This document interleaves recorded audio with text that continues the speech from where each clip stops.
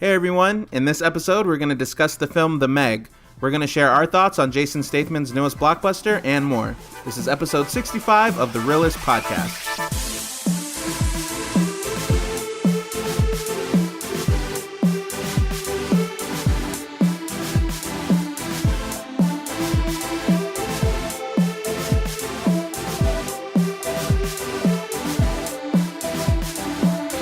Ciao, listeners. We are live from Italy. We traveled the entire seas for this episode. We did. Hopefully you appreciate it because a lot of money went into this just for you guys. No, I'm kidding. I was taking Priscilla's advice there of saying hi in another language. So starting from this episode on, every episode I'm going to try to say hi in a new language. So today was Italy. Ciao. And I'm Oscar. Okay. I'm Donnie, and we have our producer, Ruben. Hello. Hello, Ruben says, and you are listening to the Reel-ists Podcast. No, it sounded like you were pumping it up, so. I was trying to.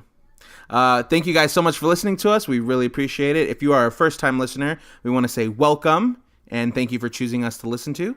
And just to give you a little quick rundown of what we do, we basically discuss films and consider how certain scenes and aspects tie into real life.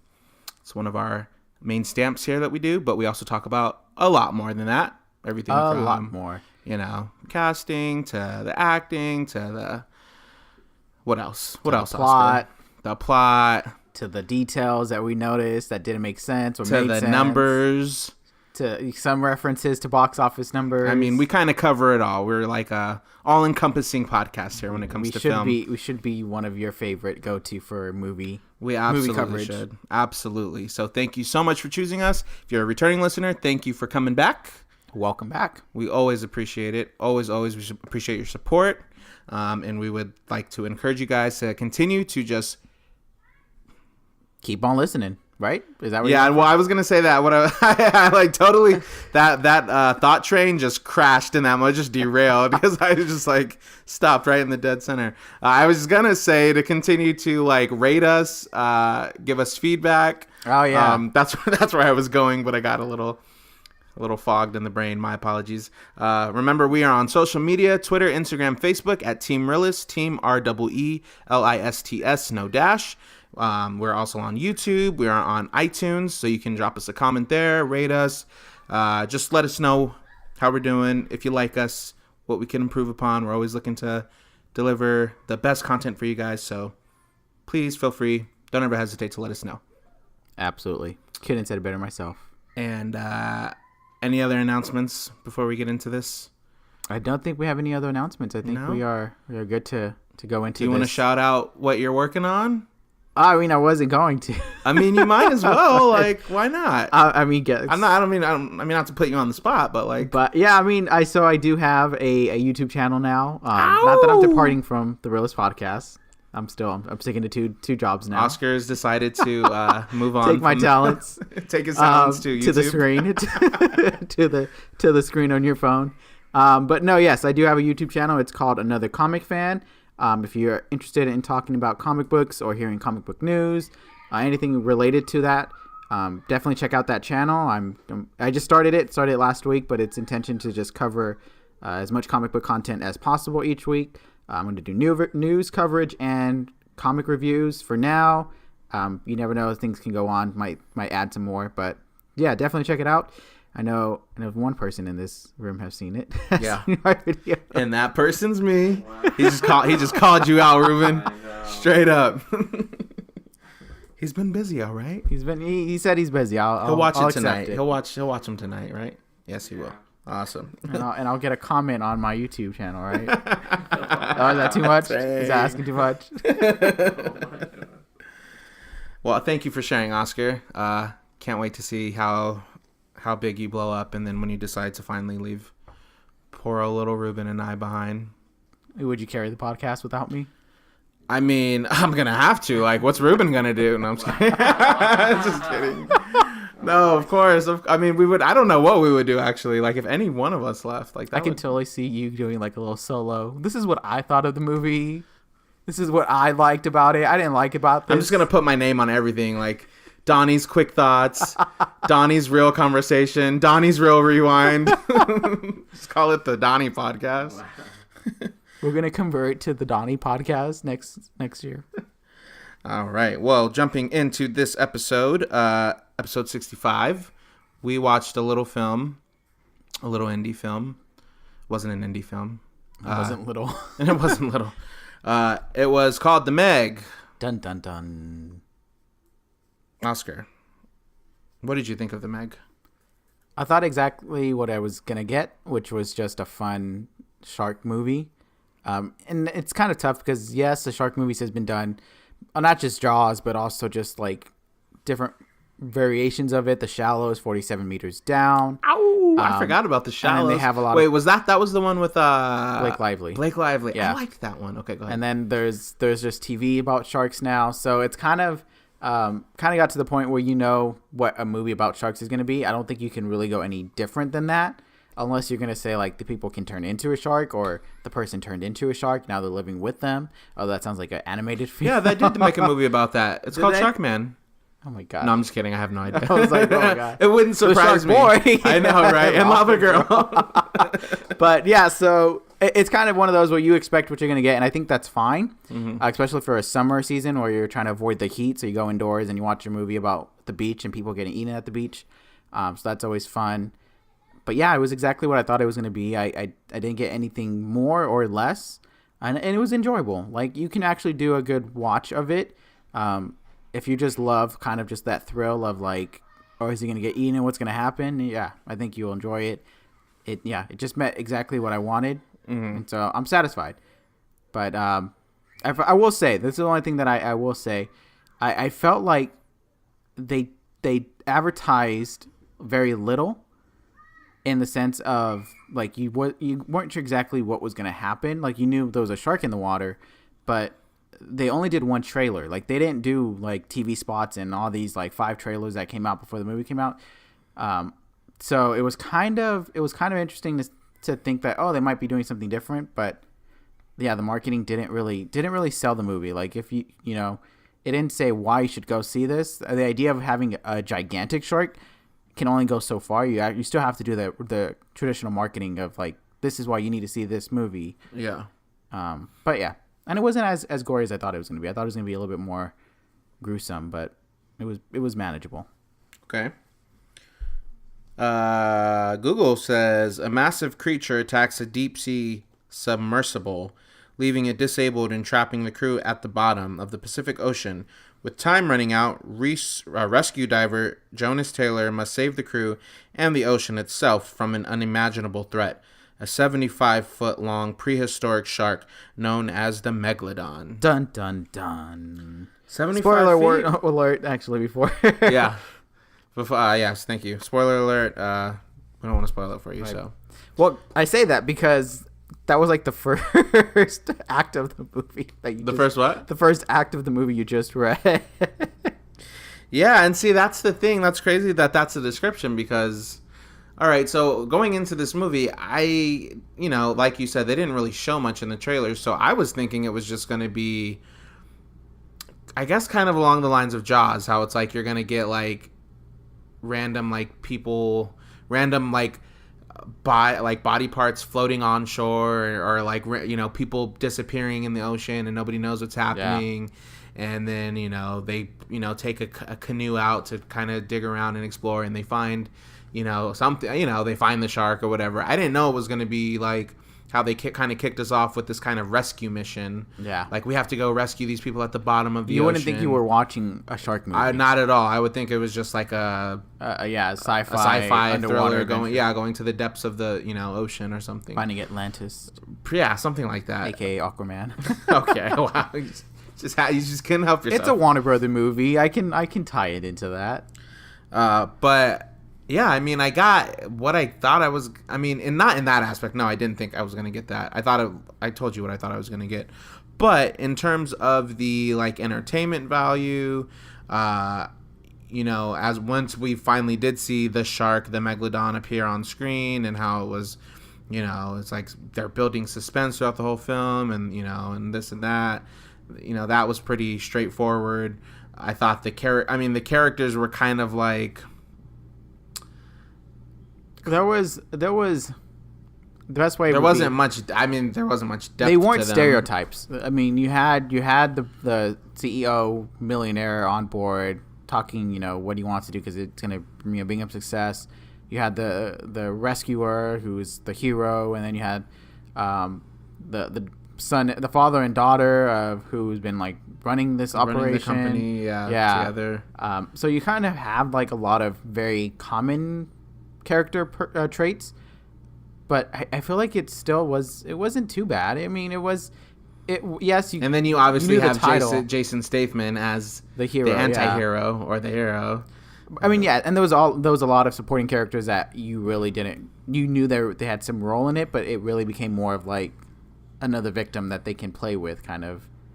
I will say outside of a few characters, a lot of them were kind of like bait.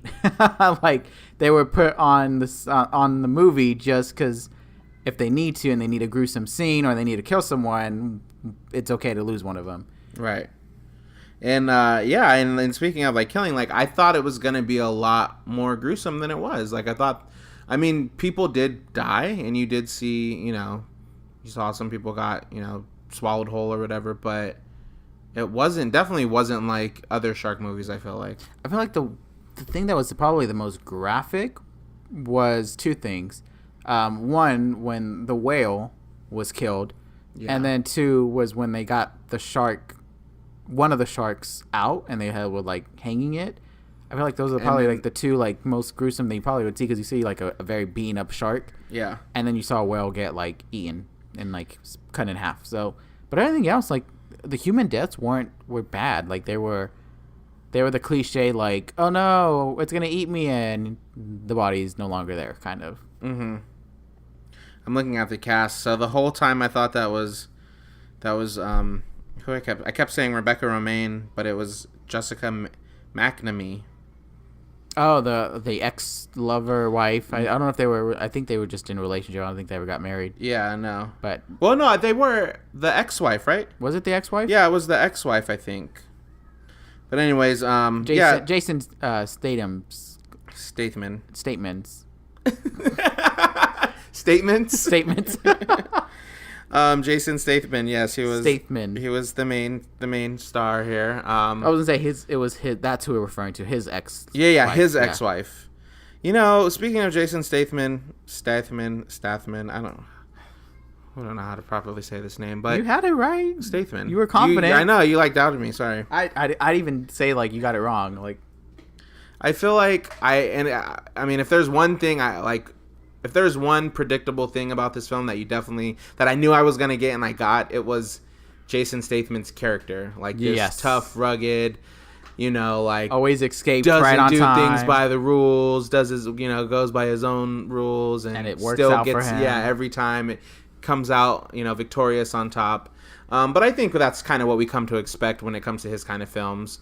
He does a lot of those kinds of characters where obviously he's the top bill, so you don't expect him to die. I think it would be really interesting if he did die. That would have been like a nice spin on the movie. But for his kind of performance, you don't get anything more than what you need in that like action role, where he's looked like he's doing these intense stunts, which most likely he's not behind the scenes. I'm sure he's probably did a few.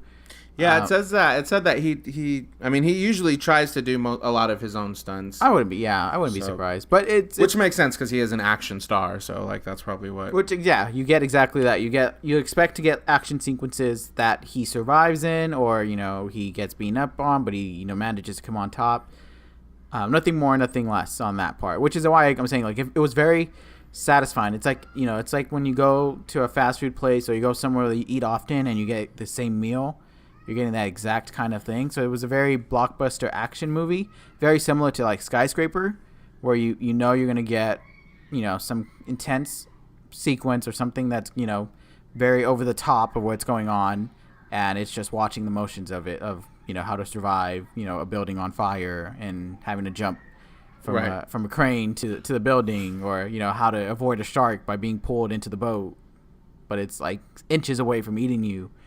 So very kind of that expectation is met. Now, if you were thinking of this movie going to be a little bit more on the realistic science-wise, they try to touch upon it, but it gets lost in the thrill of where is the shark going? We need to kill the shark. So yeah, it's very unfortunate. It would have been nice if they did give it more of like interesting fun facts about the shark. I get that it was, an extinct species of shark that, is not that big anymore, but they should have definitely kind of played it up with why we should fear this, or like, I think at one point they said it can eat a whale, or it can bite through a whale. It can bite through a whale right in half or something like that. I don't think we should have been told that. I feel like we should have seen that. That would have been something. So here's the thing. The thing with the shark, this is they're saying the Megalodon, the largest living thing to ever swim through the seas. Right. So, and the shark did look big. It did look. I mean, they tried to give us reference in terms of size, when they had the whale and then the shark came up and bit it and all that. But I still was expecting to see a more massive, gargantuan looking shark. It looked a little on the small side to me. At some as point, opposed to how they were marketing it to be, when you were seeing the fin on above water. Yeah, it just looked like it looked average. Yeah, an average size. Shouldn't it have fin. been the boat size tall? I mean, don't get me wrong. If I had seen that, and that's probably the size of a great white, and I'd be peeing myself. But for this to be the Megalodon, I was expecting a massive beast. And I feel I didn't really get that. I got a really big great white. I don't know if you've seen the poster where it's the shark is coming, about to come out of the water and eat the person that's in the little pool. Yeah. That little, what do they call it? The little, tub. That. I'm looking at it right now. I think this one. Yeah, exactly. That looks scary. That legit would give me the creeps seeing that in screen, but we don't see that. Instead, we get the common cliches of the shark swimming in the water. And look, it's pushing things and it's moving people and people are freaking out. But we weren't seeing those I don't even did it come up out of water at any point? I don't think it really did. Only when they were hanging the first one.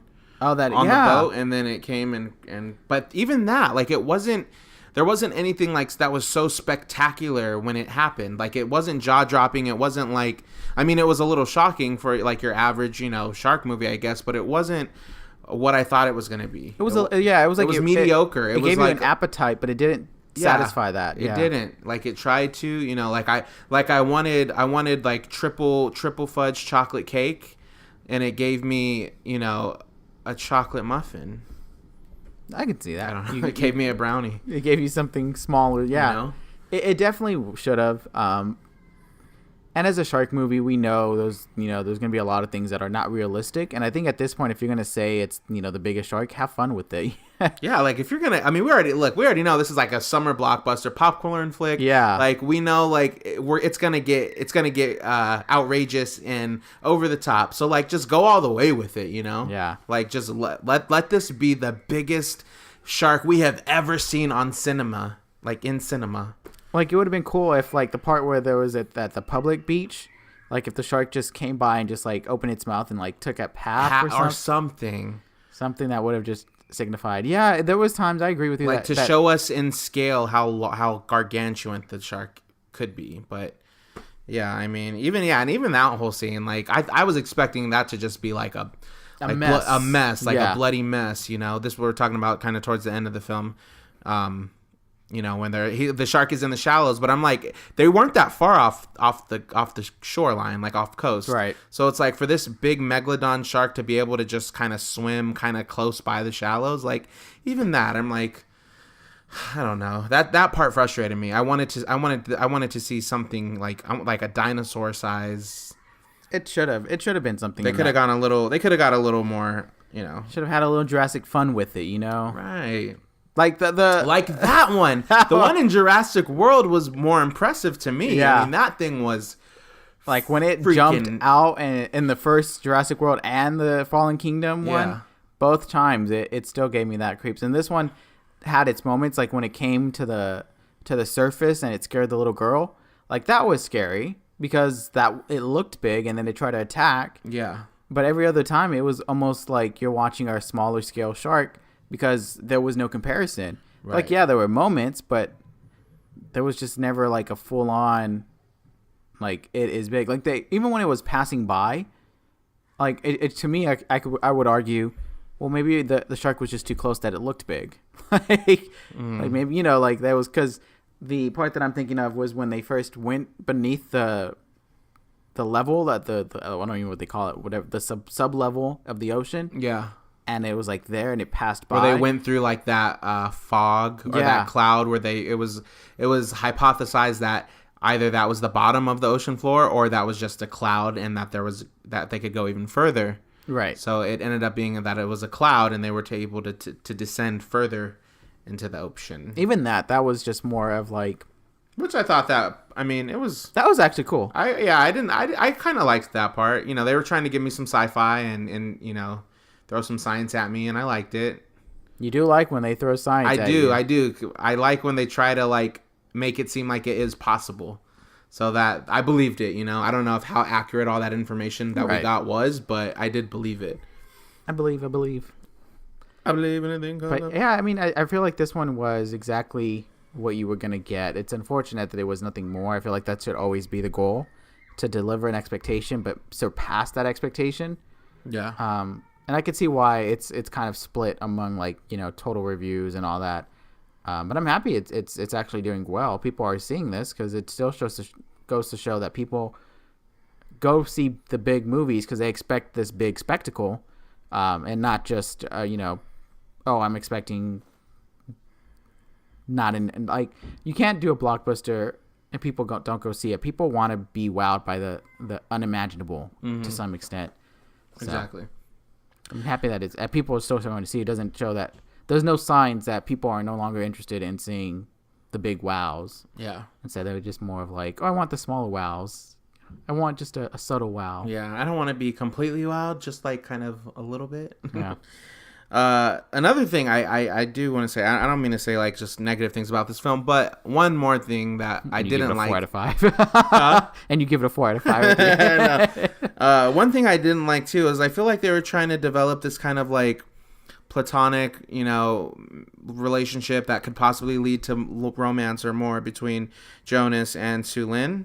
So between Jason Statham's and they made it more character. uncomfortable with Su-Lin's daughter trying to like be like, oh, kind of egg him on, yeah. like, oh, my mom likes you, wink, wink, wink, you know, raise your eyebrow. Like, I feel like, and we didn't get anything. Spoiler, we didn't get anything in the end. There was no kiss. There was no.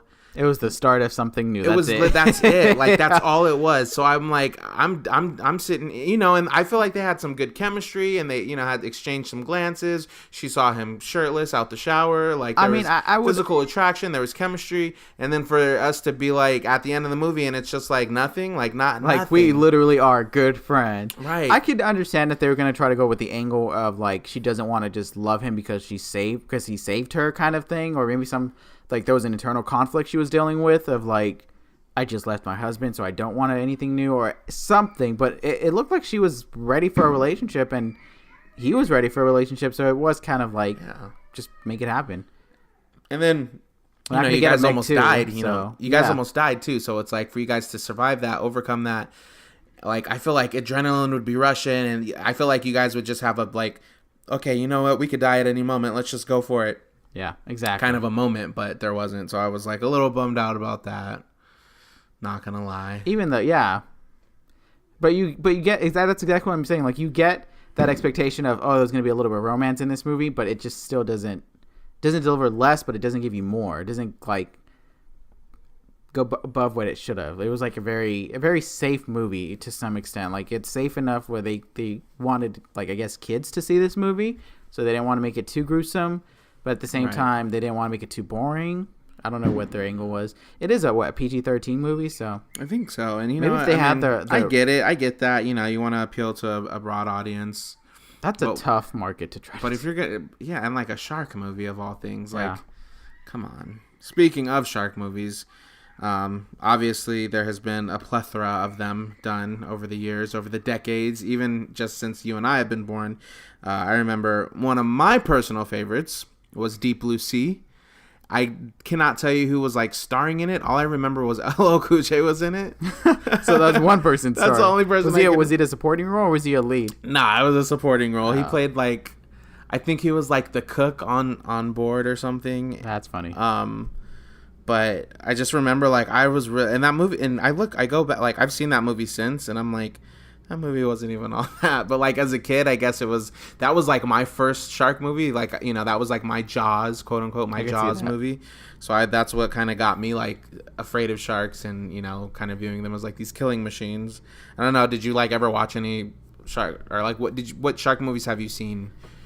I mean, I didn't see them when I was young. Like, I intentionally avoided seeing those movies because I was like, I don't want to get scared. Because I was one that was a scaredy cat when I was little. Like, anything that would be scary, I wouldn't want to see it.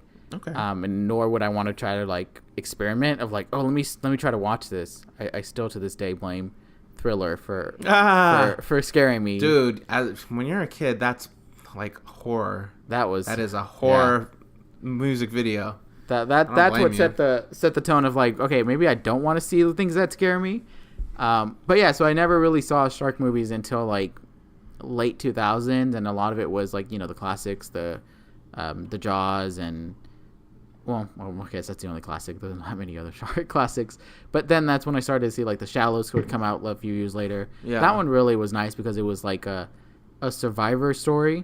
Yeah. And it was like quick thinking, like she had to think on her feet, versus like a standard, there's a group of people and they're, you know, trying to survive, quote unquote. And I like that one too because like, you know, she was kind of constrained to like that little island that she was on. Yeah, exactly. And I don't know why, but for some reason I like those kind of films. It kind of reminds me like right now of like 127 Hours, where like the protagonist is stuck in one place for like a good portion of the film, and like they're fighting to survive, or they're trying to get out or escape. Or like Room, you know, like you kind of have. That's a little different, I guess, but I'm trying to reach here. But no, I don't know. For some, so I didn't have that movie like Deep Blue Sea is what it's called. You said? Yeah, Deep Blue Sea. I remember the sequel coming out. Like I remember on iTunes seeing the Deep Blue Sea 2, and I was just like, was there even a first one? So that was one that I don't recall seeing. 47 meters. Did you see 47 meters down? I did not see that one. No. I saw that one. Yeah, you saw that. But I haven't. I mean, Oh, sorry. I love Mandy Moore too. I love Mandy Moore, but that one I just wasn't feeling. Did you see 47 meters down, Ruben? Nope. Okay. That's okay. It's all right. You saw Shark Tale. Did you see that one? Shark Tale, the animated one? Yeah. Yeah. Saw Finding Nemo. Right, Finding Nemo. There we go. There we go. Do those count as classic shark movies that I've seen?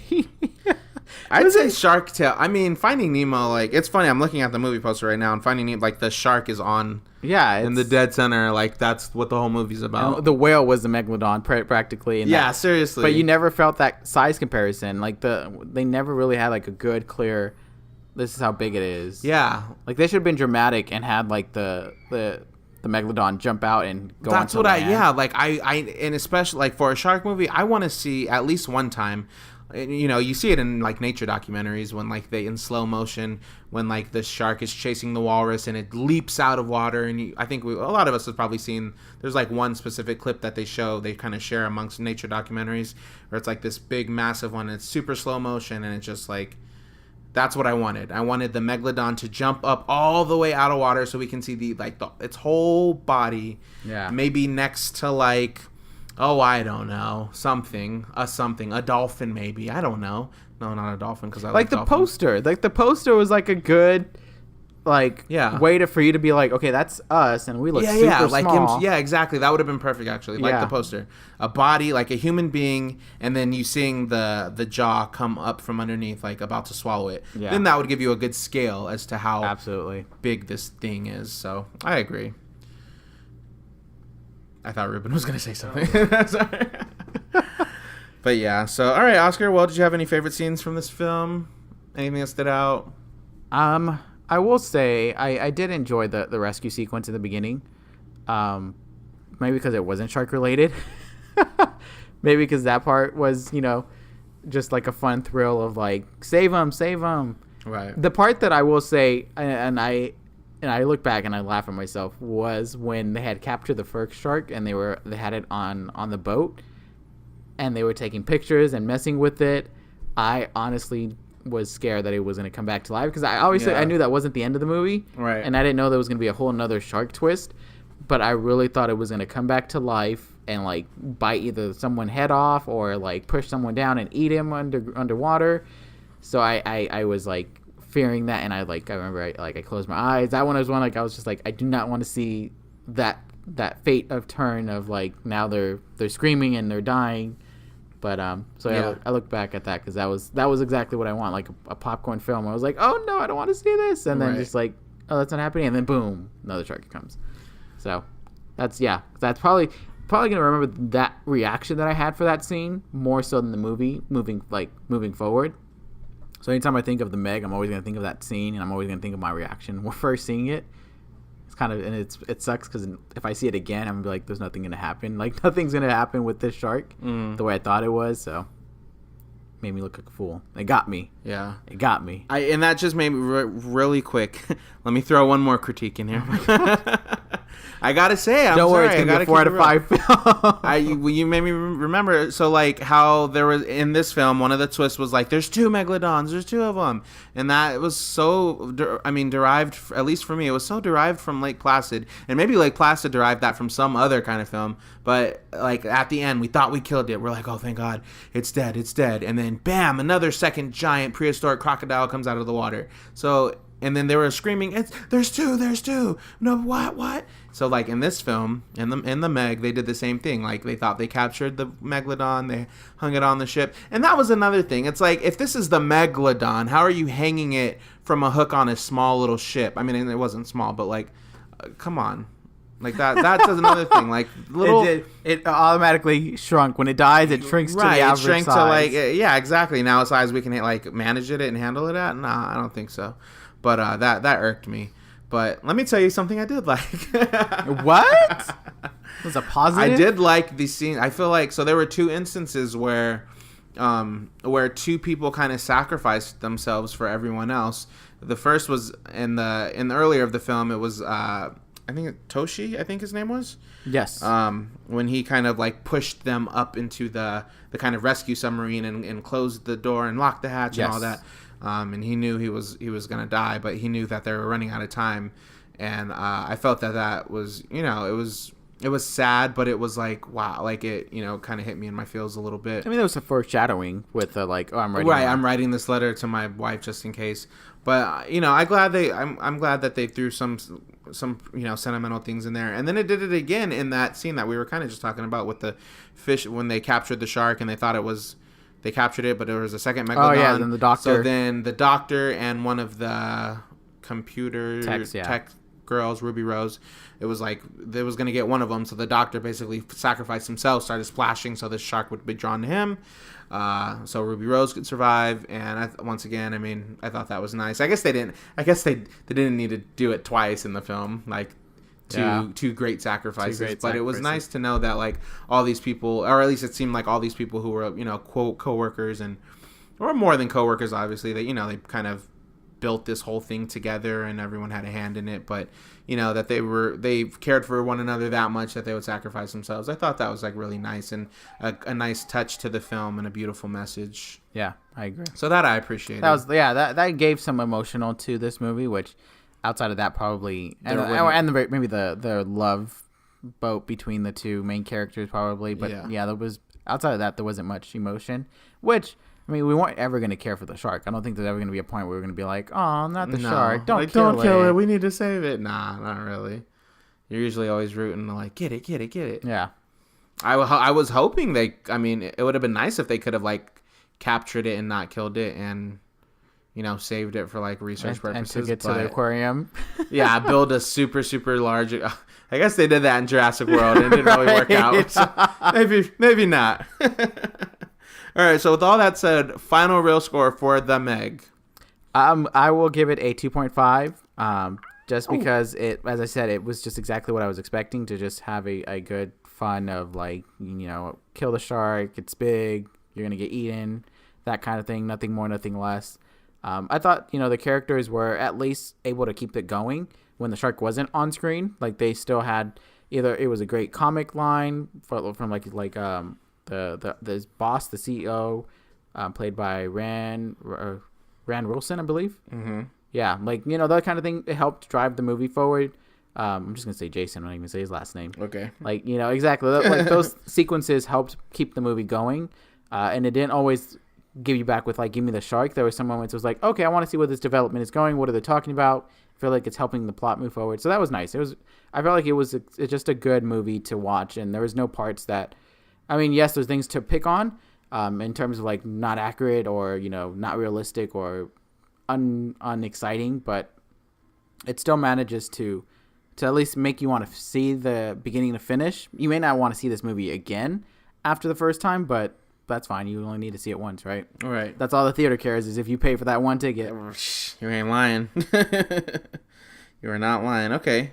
So 2.5. Yes. Awesome. I think I'm gonna give it the same thing, 2.5. I mean, for all the reasons you pretty much talked about. It was a fun little shark film, fun little popcorn flick. Got what I wanted. Got some good action. I mean, there were some things that were missing, definitely, which is why it's only getting a 2.5.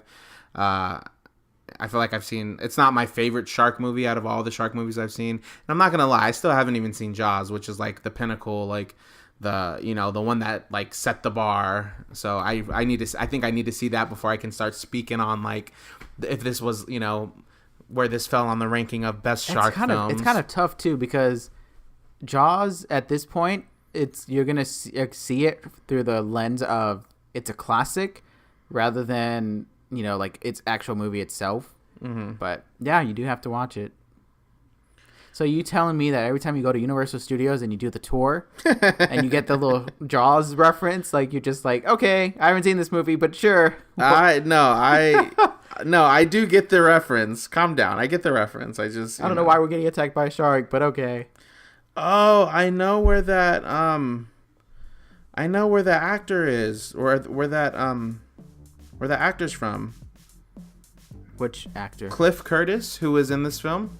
Which was the other tech guy? He was... Let me show you. The doctor? It was this guy.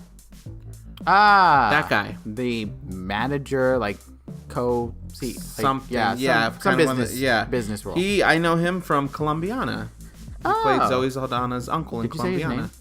Cliff Curtis. Okay. Yeah. I was like, because when we were watching the movie, I was like, where do I know this guy from? No, that's not.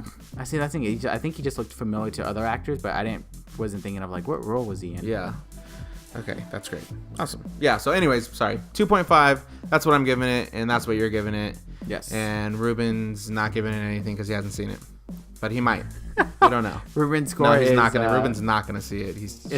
Shook his head no. It's disqualified. He chose not to see it. Yeah. It's a NA. It's a NA. Not applicable. Awesome.